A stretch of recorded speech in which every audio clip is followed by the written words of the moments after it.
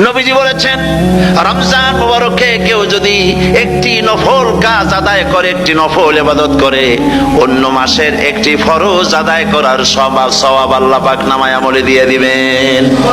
রমজান মুবারকে কেউ যদি একটি ফরজ আদায় করে, অন্য মাসের 70টি ফরজ আদায় করার মতো সওয়াব আমল নামায় আল্লাহ দিয়ে দিবেন। সুবহানাল্লাহ।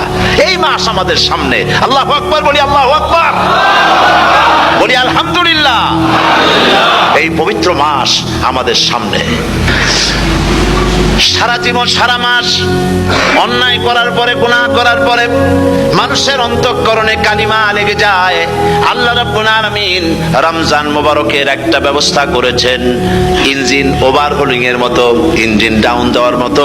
আপনার কালবকে, আপনার আত্মাকে, আপনার বিবেককে, আমার বিবেককে পরিষ্কার করার জন্য রমজান মাস করে দিয়েছেন। রমজান মুবারকের একটি মাসের কোর্স যদি কমপ্লিট করা যায়, তাকওয়া দিয়া যদি ভরে দেওয়া যায়, তাহলে বাকি 11 মাস আরামসে চলবে, কোনো অসুবিধা হবে না।